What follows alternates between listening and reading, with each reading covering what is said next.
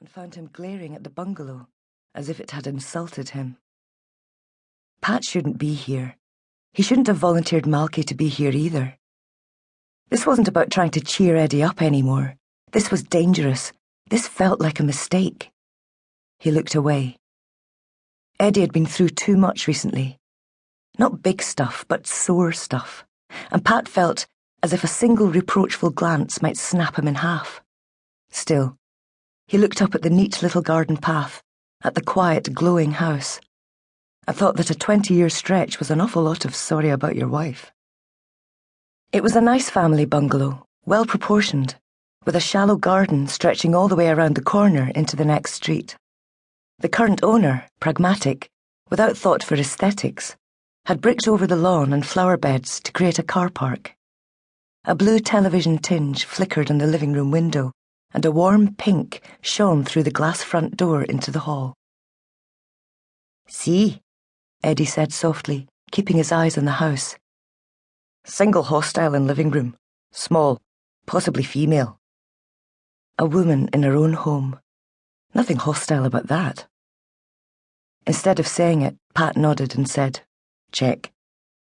We're going in along the back wall. Remember to stay in the dark until we get to the front door." Check. Pat didn't really know the military patter and was wary of straying from that one word. Eddie was enjoying it, the whole special ops thing, and Pat didn't want to spoil it for him. "Then," Eddie broke off into quasi-militaristic signs. He pointed at Pat, indicated forwards, touched his own chest, and swiveled his head to show he'd be on lookout. He mimed Pat knocking on the front door, his eyes widened with warning as an imaginary hostile opened it, and his hand chopped a "go, go, go" through the air. His hand got into the house and then, zigzagging like a fish through reeds, looked into all the rooms off the hall, circling all the hostiles they had gathered in the hallway. "Then we ask for Bob. Not before. Not before. Don't give the cunt warning while it could still be concealed. And no names once we get in. Clear?" Check. Eddie turned and slapped the jittery driver's arm with the back of his hand. "When the door opens for the second time, we're coming out. You start the engine, pull up over there." He pointed to the garden gate. "Got it?" Malky stared steadily into the street, his face slack, his eyes glazed over. "Malky." Pat leaned across Eddie and touched Malky's forearm gently. "Hey, Malky man, did you hear Eddie just then?" Malky came alive. "Aye, no worries, man. Like, soon as I see the light, doof, up there, right, straight there, man." He held the steering wheel tight and nodded adamantly, half affirmation, half wired junkie tremor. His eyelashes were as ginger as his hair, as straight and long as a cow's.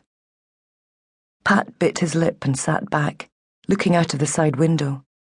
He could feel Eddie's reproachful glance burning his cheek. Malky was there because he was Pat's young cousin.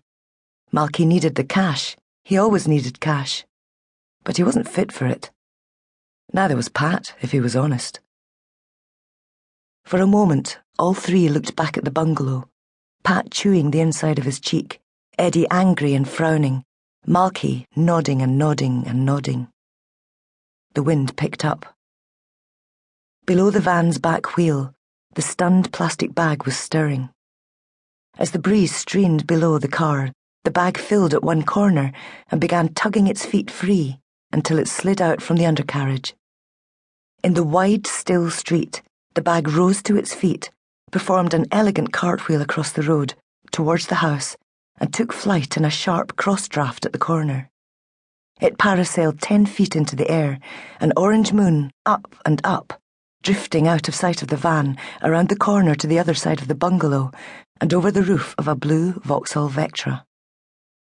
The Vauxhall's headlights were off, but 2 men sat inside, slumped in the front seats, arms folded, waiting.